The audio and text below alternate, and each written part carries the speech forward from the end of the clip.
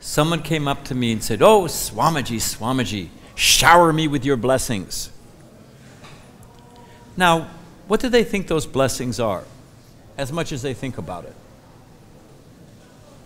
If you have a man who's floating in the ocean, he's fallen off a boat, and he's in the ocean, and he's, "Help me, help me," and I throw him a 2-ton lead weight, "Here you go."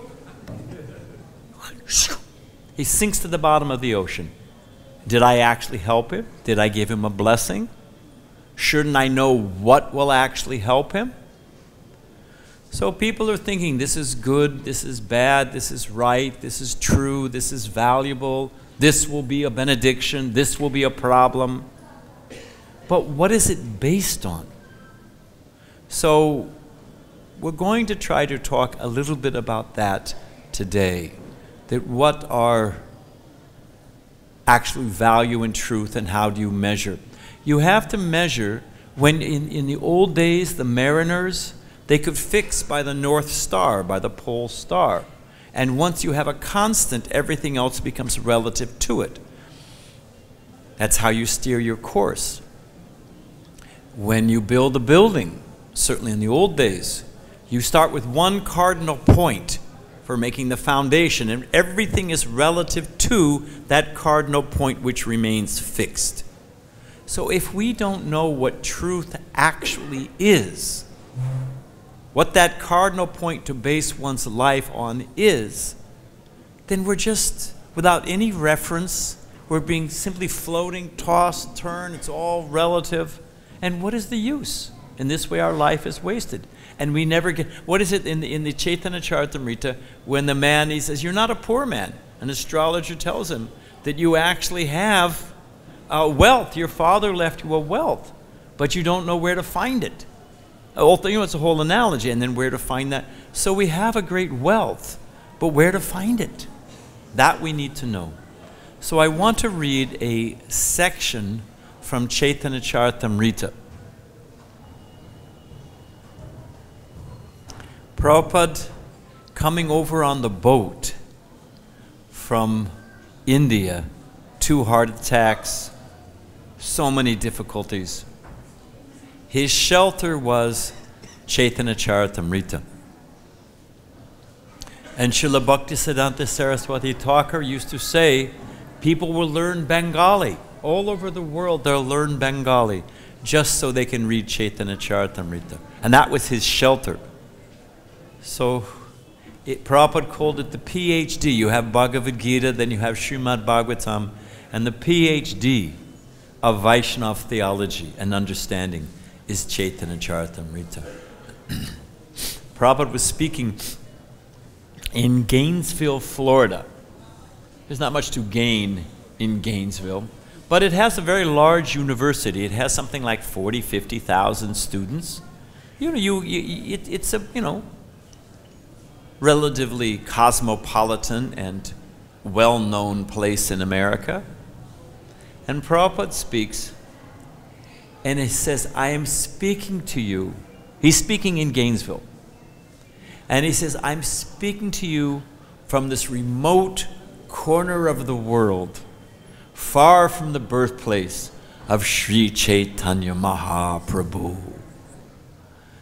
So that's the right bearings, that's the right constant. The teachings of Caitanya Mahaprabhu, Sri Dham Mayapur, Lord Chaitanya, that's reality. That is an eternal constant. Everything else is ephemeral, here today, gone tomorrow. So we're going to read a little bit from Caitanya Charitamrita. And I'm speaking first, after me, so if you tolerate, like when I was a kid, if you eat your vegetables, then you get dessert. So if you tolerate me, I think Prahlad Nandamarsh is speaking after me, isn't it? Oh, Shruti Kirti. That's even better. All right. That's interesting. So we're reading from the Adi Leela, chapter 9, and it's a series of verses, 9 through 42. Are you ready? And this is describing the descent of Sri Caitanya Mahaprabhu. Lord Chaitanya thought, "My name is Vishvambara, one who maintains the entire universe. Its meaning will be actualized if I can fill the whole universe with love of Godhead." Thinking in this way, Lord Chaitanya accepted the duty of a planter and began to grow a garden in Navadvip. Thus the Lord brought the desire tree of devotional service to this earth and became its gardener. He sowed the seed and sprinkled upon it the water of his will. Things are not going on by chance or random. Things are going on by the will of Sri Caitanya Mahaprabhu. That's what is the foundation and the current running through ISKCON, the will of Sri Chaitanya Mahaprabhu, against all odds. By his inconceivable powers, the Lord became the gardener, the trunk, and the branches simultaneously. The branches of the Chaitanya tree formed a cluster, or a society, International Society for Krishna Consciousness. The branches of the Chaitanya tree formed a cluster, or a society, with great branches covering all of the universe. The fruits ripened and became sweet and nectarian. The gardener, Sri Caitanya Mahaprabhu, distributed them without asking any price. All the wealth in the three worlds cannot equal the value of one such nectarian fruit of devotional service. It is the taste for which everyone is always anxious. Not considering who asked for it and who did not, nor who was fit or who was unfit to receive it, Chaitanya Mahaprabhu distributed the fruit of devotional service.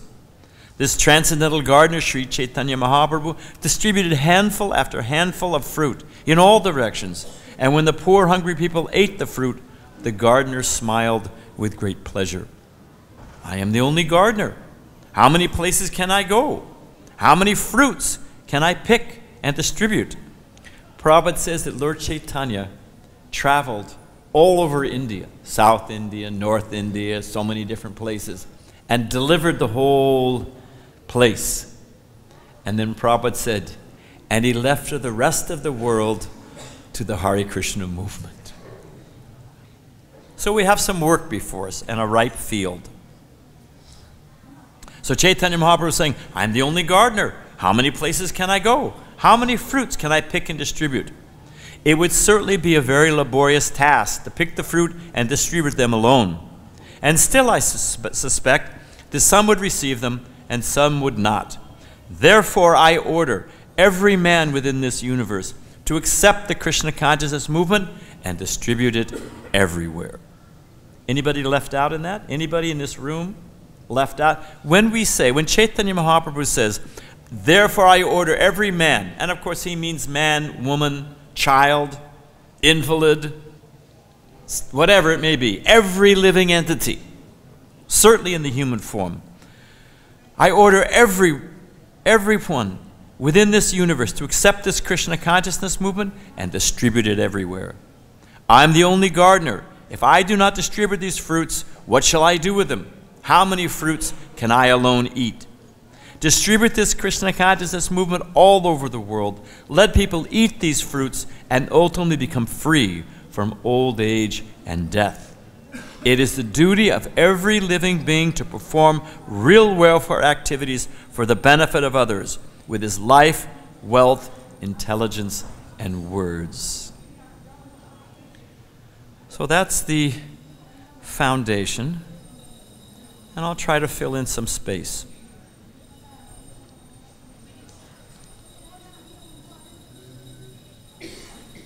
Give me a moment here. East meets west.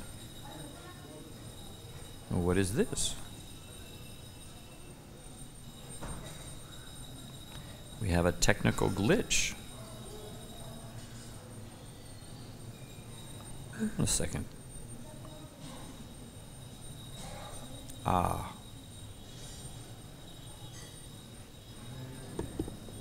So, it's Vrindavan, and I know some are expecting something deep Deep may be there, but something esoteric. I should be shedding some tears. Prabhupada tells a story, but that's not our business. I was in Los Angeles, 1970. Prabhupada was teaching us the Sri Upanishad. And he would come in, greet the deities, take Charnamrita, and sit down on his Vyasasana. And when he sat down, we would all offer our obeisances, full dandavats. And then Prabhupada, even before we came up, he would begin chanting the Ishopanishad mantras with his timeless voice of the ages. It would roll out, Om Purnamada Purnamidam, and then we would all join in. And he was teaching us the mantras. This particular day, we offered our obeisances, dandavats. No sound. No oceanic voice of the ages, Srila Prabhupada saying, Om Purnamada. And we looked up, and Prabhupada was sitting very straight. He was looking, we didn't have big Rukmini Dwarkadish, we just had the small Rukmini Dwarkanath deities. And tears were pouring down Prabhupada's cheeks. His cheeks were wet. He was literally speechless looking at the deities. And what did Srila Prabhupada do? Did he have everyone film it and put it on YouTube? Prabhupada, you could see it. He took a deep breath and he just suppressed it. He pushed it all down. Because that ecstasy was getting in the way of his service to his Guru Maharaj. His service to Sri Caitanya Mahaprabhu, his service to his Guru Maharaj, was to deliver the message of Bhagavatam. And this was getting in the way. Like when Daruka is fanning Krishna, and he begins to feel ecstatic symptoms, and he curses those symptoms. So this ecstasy and all, this is simply a byproduct of pure devotional service. We're not chasing after these, oh, give me blessings, and oh, I want this, and you know, that's not our business. So you're not going to get any tears, you're not going to get any esoteric Radha and Krishna, Chaitanya Mahaprabhu. We know all that, but that's not the purpose here, at least for me.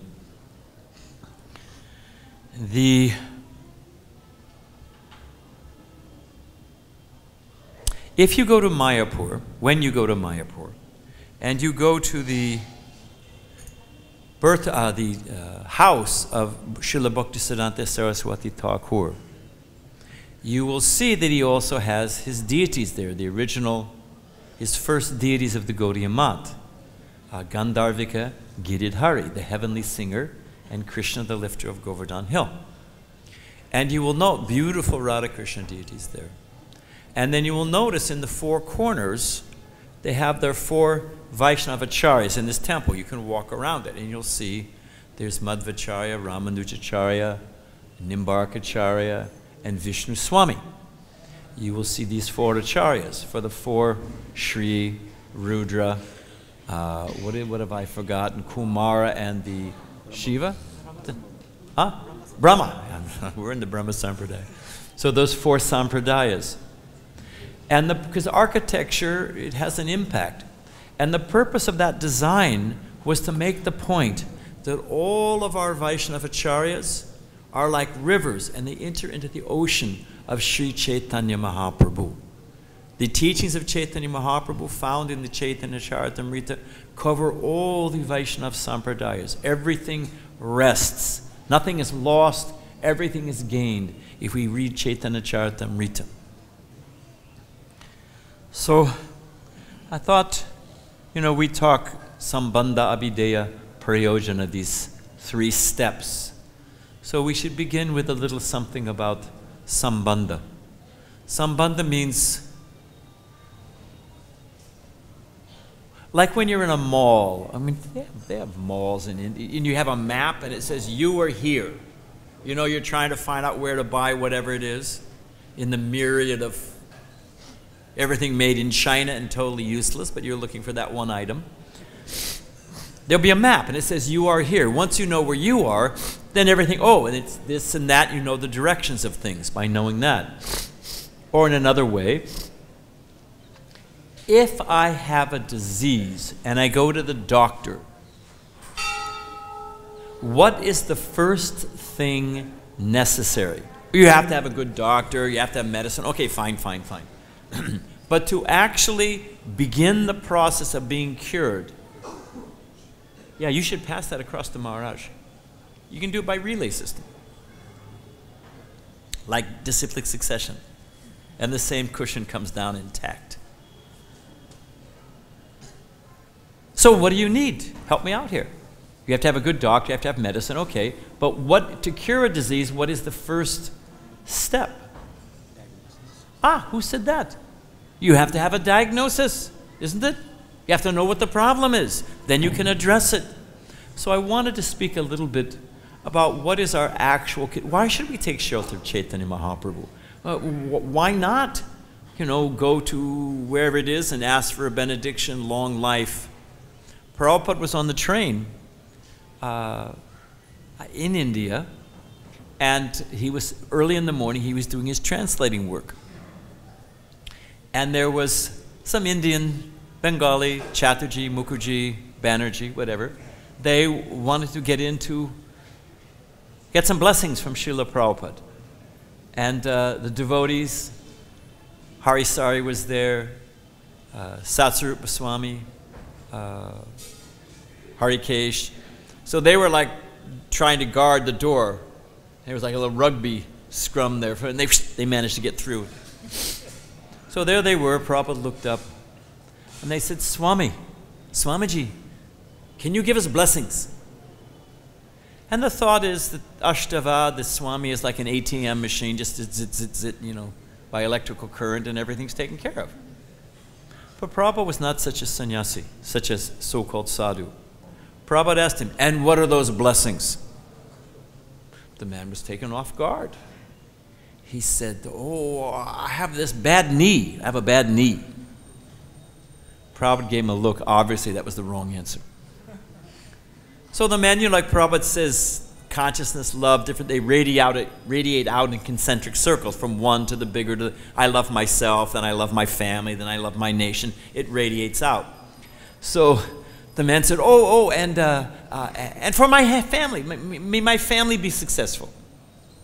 Again, Prabhupada made wrong. So the man was a little intelligent. And he said, and peace on earth, goodwill to men. Wrong. Again, Prabhupada said wrong. Prabhupada said, do you want my blessings? And he pointed to Satsarupa Swami, like Sudam Brahman, little thin Satsarupa. And he said, take this saffron cloth. That is my blessing. And they said, Swamiji, they were gone. They were gone in no time.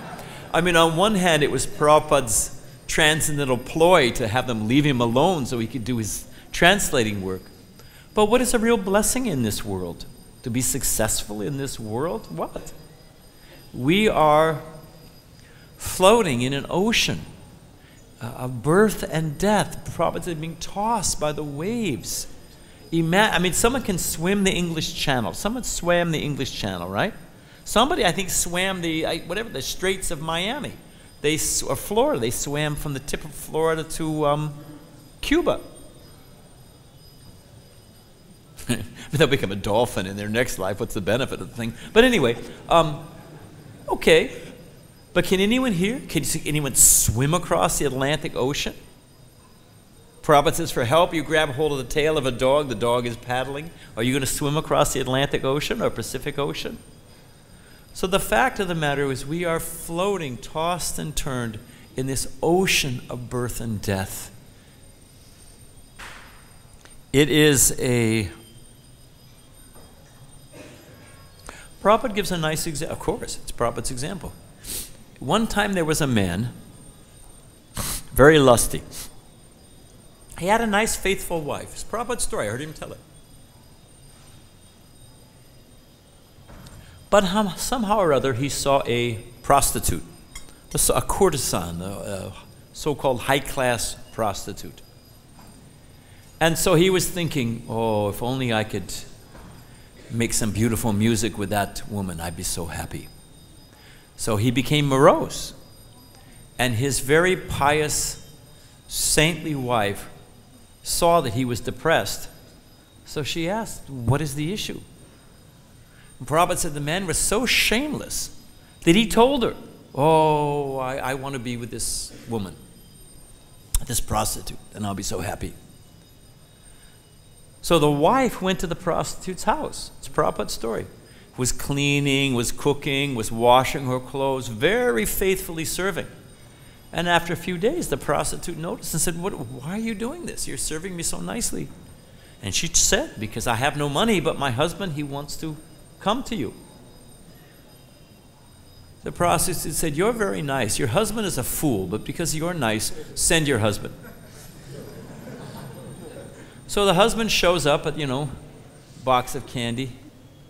Flowers have powers, candy is dandy. But liquor is quicker. It's an old Navy saying. So he showed up with his box of candy and flowers, or, whatever the etiquette for these things are. And she said, no. She said, first we have to have a nice meal. It's Prabhupada's story. So the first course came in an iron bowl, copper bowl, and a gold bowl. Same prep, but in 3 different types of bowls. 1 iron, 1 copper, 1 gold. Okay. Next course, same prep, sabji, whatever it was. But same thing. 1 iron bowl, 1 copper bowl, 1 golden bowl. So it went on like this, as there's 6 or 7 courses, each course served in same course in 3 different bowls. So after the mango ice cream served in 3 different bowls, iron, copper, and gold, the man was a little curious. He said, okay, we're about to go at it, but I just have a question. Can you tell me why you're served the same thing in 3 different bowls? The prostitute said, you're a fool, go home. Does anyone know the purport of this story? Prahladananda Maharaj ki jai. The prostitute was indicating that the same taste is there no matter what bowl you take it from. So enjoying with his prostitute or enjoying with his wife is exactly the same thing. It's the same thing. It's just packaging. But it's the same thing. To make the point, to add to the point, Prabhupada was walking in Los Angeles, morning walk, in Cheviot Hills. It's up above the temple. Nice view, you can see the ocean. And usually Prabhupada would get out and walk clockwise. This particular day, Prabhupada got out of the car and he walked counterclockwise, the opposite direction. You can hear on the tape, Prajapati, the thespian actor, senatorial voice. He says, I say, Srila Prabhupada, when we walk in the park from a different direction and we see all the objects from a different angle, it seems like a brand new park. And you can hear Prabhupada just starts to laugh. He's laughing. He says, this is material life. It's the exact same thing. It is eating, sleeping, mating, and defending. We do it as a dog. We do it as a cat. We do it as Trump. We do it in top of a building, a big penthouse skyscraper over 5th Avenue looking at the Central Park. We do it in the gutter. It's the same thing. Up, down, Brahma to, Indra Gopa. Eating, sleeping, mating, and defending. But it's a little differently packaged. We think, well, this time it'll be different, and this time it'll satisfy. In this way, we're just rotating, tossed and turned. So this is our actual condition. Looking for that taste.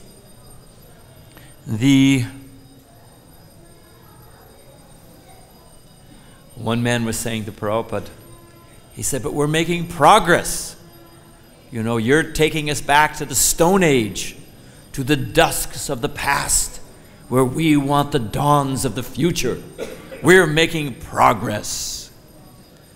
Did anyone know what Prabhupada compared their progress to? Progress indicates motion. You're moving from point A to point B, right? Progress. So Prabhupada said, your progress. Yes, you're making progress. You're moving. But in what direction? Prabhupada said, your progress is like a moth into the flames. So they're very busy. You see a monkey's always busy. Is that a good thing?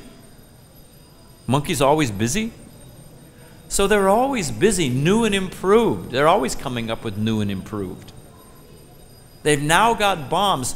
If you want to scare the wits off, talk to Devamrita Maharaj about nuclear capacity. He's writing a book about what is the problems of this world, problems and solutions. It's a book Prabhupada wanted. They've got a bomb now. One bomb is like 1,000 times the strength of the bomb that they dropped on Nagasaki and Hiroshima. I mean, you can't even imagine. Everything's dust. And they're coming up a new one. They want to get a new improved bomb. So their progress is like the moth into the flames. They're very busy, but for what result? One man said, I was sitting there, man said, we have so much opulence, but in the West we have so much opulence. Prabhupada said, your opulence is glass and plastic. Priya, gold, fresh fruit, fresh flowers. Prabhupada said, you don't even have the opulence of a moment's peace of mind. And Krishna describes in the Gita, where's the question of happiness if you don't have peace? You can't have happiness if you don't have peace of mind. They don't have peace of mind, therefore they don't have one moment's peace. So what is their opulence? So they say sometimes, okay, fine, you've painted this dire picture of our condition, and we're tossed and turned in illusion. If there's God, why doesn't he just come down here and straighten it all out? Like my father, my brother and I used to fight all the time. And the famous mantra, my father would be reading his book or having his dinner, and he would say, don't make me come up there. Oh, because my father came up, he was going to knock some heads together. So, we'd calm down. So why doesn't God, if there's God, why doesn't he just come here and straighten everything out? Have you ever heard this before? They ask all the time. Why doesn't he just come, why all this cat and mouse business? Just come down here and straighten it out. Appear before me and tell me what to do. Well, guess what? He does. Again and again and again. Krishna comes in as many incarnations, avatars, as there are waves in the ocean. That one didn't do it, try this one. That didn't do it, try this one. According to time, place, circumstance, doctor gives medicine according to the patient, according to the disease. So Krishna, he comes, gives Bhagavad-Gita, but he says you have to surrender first. Caitanya Mahaprabhu, because you don't even have to surrender. You just have to open your mouth and say Hare Krishna. And if you can't do that, like the lady, the devotee, the mother was leaving this body, leaving her body. And the son said, can you just say Krishna? Just say Krishna. She said, I cannot say so many words. Prabhupada said, I cannot say so many words. Krishna is one word. It's the renegade will of the living entity, independence of the living entity. So even they don't want to say Hare Krishna, they open their mouth, we stick some prasadam in. They get some nice Mahaprasad. Prasadam is a profound curative, no question about it. So Krishna comes is as Caitanya Mahaprabhu. And as Lord Nityananda says with Jagai and Madai, if you kill them, you'll have to kill them all. So Caitanya Mahaprabhu comes to deliver his weapons, his associates, his beautiful form, so many things. Lord Chaitanya's weapons. So Krishna does come. He leaves, it is so intelligent, he leaves our free will intact. Because where's the question of love? Where's the question of bhakti unless there's free will? Where's the question of sweetness in the relationship unless there's free will? So he leaves our free will intact, but he comes with such a sublime form. The devotees in San Diego go chanting downtown in San Diego.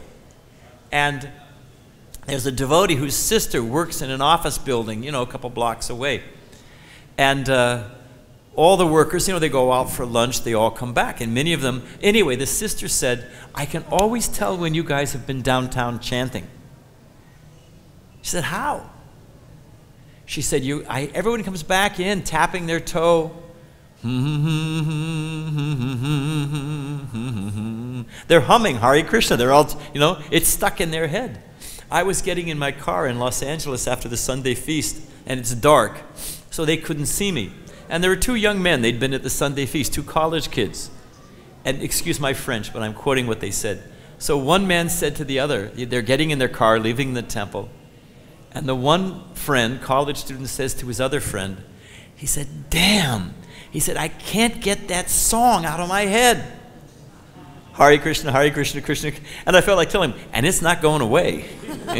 It's just going to get louder and louder and louder. So Caitanya Mahaprabhu, Krishnadas Kaviraj says, if you're all inclined to philosophy, turn your mind to the philosophy of Srimad Bhagavatam, Chaitanya Charitamrita. Simultaneously one and different. That simple sutra. They talk about, Prabhupada says, oh, love of God. God give me this. God is the ATM machine. Prabhupada said, the thief, the shopkeeper goes home at night, hard day of work, puts his head on the pillow, and he's thinking, oh my gosh, did I lock the back door? Oh God, please, please, I hope I locked the back door. Otherwise someone will come and steal everything. Please, God. Now simultaneously, due to the vairagis, the capricious nature of fate, a man to support his family is forced to be a thief. So he also goes out on the same night. And he's also praying to God. He's saying, oh God, please, I hope the shopkeeper left his door open. Prabhupada said, in this way, God is perplexed. He's got conflicting prayers coming in, what to do, So they have their idea of what is God and what is blessings and so many different things. I was saying about show me God. Malati Devi told me this. Prabhupada's in London. He's at Bhaktivedanta Manor. He's at the Manor in beautiful Radha Gokulananda. Temple room is packed. Deities are here. Prabhupada's here, the temple room. Man stands up in the middle. Can you see God? Can you see God? Prabhupada says, yes, but you're standing in the way. Sit down. Jai Prabhupada, So Caitanya Mahaprabhu comes. Just chant the holy name. Take prasadam. If you have some intelligence, read Chaitanya Charitamrita. It is so sweet. It is so profound. It is so simple. E equals mc squared is a very simple equation, isn't it? I mean, you can't get much simpler than E equals mc squared. Very simple. And yet it's profound. It unlocks the whole power of nuclear energy. 3 words, Hare Krishna Rama. But combined together and said innocently, even if one doesn't chant in the beginning, Trinadapi Sune Chena, which is the key to the whole thing. But even if one doesn't have that, just begins chanting. Prabhupada says if you put a piece of metal in fire, by association with fire it becomes red hot. We chant the holy name, whatever we may be. By association, we also develop the qualities. Sat Chidananda. Prabhupada said about prasadam, I've told it before, but here goes. And I'm thinking of the time. Prabhupada said about prasadam, if you eat off, in other words, these are the gifts of Caitanya Mahaprabhu. God does come. And he doesn't come to give us some temporary, alleviation. Oh, cure my cancer, or maybe my girlfriend come back to me, or will I win the lottery? He doesn't give some token which is just a burden on the head when we're drowning in the ocean. That is not Caitanya Mahaprabhu. That is not Krishna. He comes perfectly tailored for this age with just the right to get through all of our false ego and pride and give us pure love of Krishna. I forgot the story I was going to tell. Just making sure you're listening. No, I did forget. Thank you. So, one of those weapons is prasadam. Prabhupada said, we're not non-violent. Prabhupada said, we have gulab jamans. These are our bullets. So I was sitting in the room. Prabhupada said, what happens if you eat off a diseased person's plate? Young man, what happens if you eat off you get their disease, isn't it? You eat off a diseased person's plate, you get their disease. Now every disease has symptoms, doesn't it? Fever, headache, nausea, whatever it may be. Right? Symptoms. Diseased man's plate, get the disease, and the disease has symptoms. Now what is prasadam? It's bhoga, then it's prasad. We're eating off Krishna's plate, isn't it? So Prabhupada said, we'll catch Krishna's disease. And what is that disease? Every disease has symptoms. Prabhupada said, Sat Chit Ananda. And then just to frost the cake, Prabhupada said, and you get this disease, there is no cure. So this Krishna does come. God does come in just the most merciful form as Caitanya Mahaprabhu. You just open your mouth and the devotee will put some prasadam in it. You'll become enlivened, refreshed. What is this Hare Krishna anyway? You start chanting Hare Krishna and you give them a book. One person said to Srila Prabhupada, you think about it, my father, at his retirement dinner, he was 67, sold his business, he's retiring, everyone's there in tuxedos, happy, happy scene. He's slaved away, dharmasya hiyapavargasya, you know, foam at the mouth, full of anxiety, the existential angst when death will come, and then the coup de grace, everything's finished, foaming like an animal. This is human life. So he's retiring at last. And everyone's in tuxedos. I was there dressed like this. And he said, everyone is congratulating me for retiring. He said, but my youngest son is smarter than me. He said, he retired at 17 and a half. They didn't understand why. Then my father said, he joined the Hare Krishna movement. He got a kick out of it. And they asked Prabhupada one time, we don't know sex, no intoxication, we don't go to movies, we don't, so many things we don't do. Prabhupada said, we have so many do-nots. When I first came to this, that was one of the first things I heard Prabhupada say. He said, we have so many do-nots. I thought he said donuts. I thought, fantastic, I love sweets, I'm in the right place, So we have so many do-nots. So this reporter asked Prabhupada, well, what do you do for recreation? Prabhupada said, what? He was shocked. He was genuinely surprised. He said, our whole movement is recreation. You think about it. We chant, we dance, we take prasadam. Work in a factory. Tell the factory worker, my mind is disturbed, the boss, my mind is a little disturbed today. I'm going to sit and read today. I don't feel like working in the factory line. Will he fold his hands and say, Jai Prabhu, take 2 days off? You're out, man. You're fired. It's so bad, the employment in America, they offer a job, there's 3 posts open, 2,000 people show up for the job. It's rough in America. Trust me, it is rough. You're in the temple. You tell your temple president, oh, I had a rough night, this, that, I just want to read for a little bit this morning. He'll say, Jai Prabhu, generally speaking. I mean, our yoke is not heavy, like Jesus says, And what do you want to do? You want to cook, you can cook. You want to sew, you can sew. You want to sell books, you can sell books. You want to become a musician, you can become a musician. Whatever you want to do.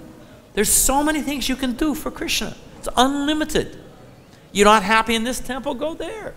You're not happy there, go there. You don't like this temple president, go there. Of course, if you move a couple times and you're still not happy, then maybe the problem is you. That's another issue. We'll get in, that's another issue. But it's such a nice life. It's such a nice life. Chant Hare Krishna, take prasadam. Go to Delhi, if you're from Delhi or wherever your hometown is, Moscow. 4 o'clock in the morning, bang on the door of your neighbors, bang, bang, bang, bang, bang. Wake them up and go in with a kirtan and see if they get up and dance. How will they respond? You do that in America, they'll come at you with a shotgun.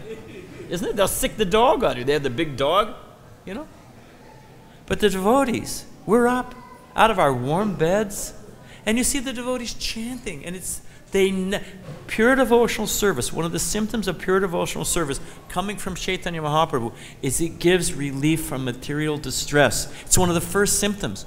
Prabhupada said if you're not happy, you're doing something wrong. It's simply Kevalananda. It's simply happiness. This Krishna consciousness movement coming from Caitanya Mahaprabhu. It is simply recreation. So we're coming to the end of time. What to do? I was sitting next to Vaisheshika Prabhu, you know, the great saintly sadhu Vaisheshika Prabhu. And one of the symptoms of a good teacher, like Sadaputa, double PhD, smartest man materially I ever met in my life. And he could take very complicated scientific mathematical principles and explain them. If you really, like Prabhupada, if you really understand the truth, you can explain it well. So, what was I going to say? Oh, thank you. Glad you're here. At least somebody's awake. So I was standing next to Vaisheshika Prabhu at the Los Angeles Ratha Yatra at the book booth. And somebody asked, well, what does Hare Krishna mean? You know, I'm thinking of some complicated philosophical answer, this or that. Vaisheshika Prabhu says, it means I need help. And I thought, and the guy got it. You know, that we're insignificant living entities. We're being tossed in this ocean. Lord Caitanya Mahaprabhu's ocean is an ever-increasing ocean of bliss. The ocean we're immersed in is a salty, bitter ocean. You can't drink it. You become... So this simple admission, I need help. Trinadapi sunechana, I'm lower than the straw in the street, more tolerant than the tree, devoid of all this burden of carrying the weight of pride.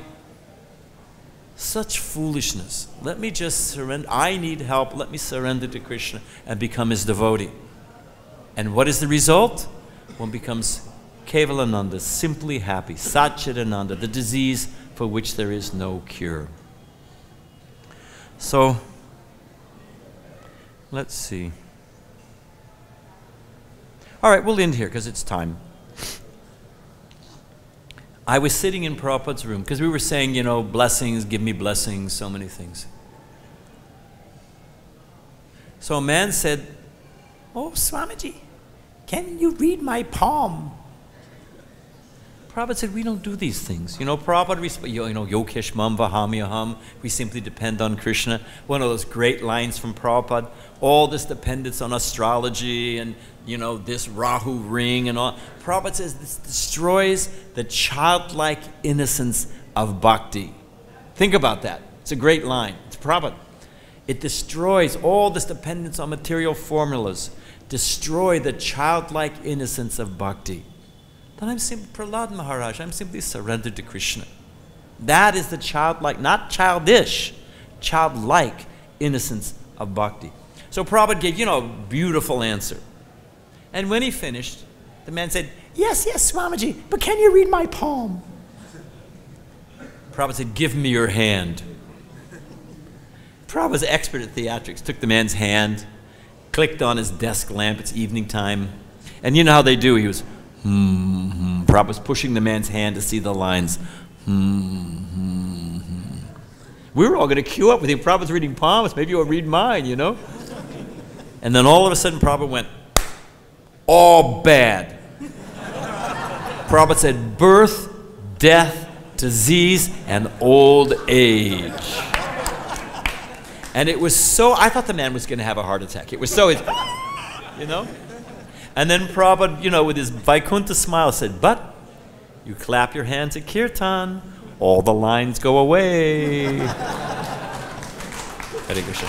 So whatever we may be, whatever our issues, wherever we're coming from, just take Caitanya Mahaprabhu's message, take this fruit, deliver it to others, and our whole life will be recreation. Thank you very much. Hare Krishna.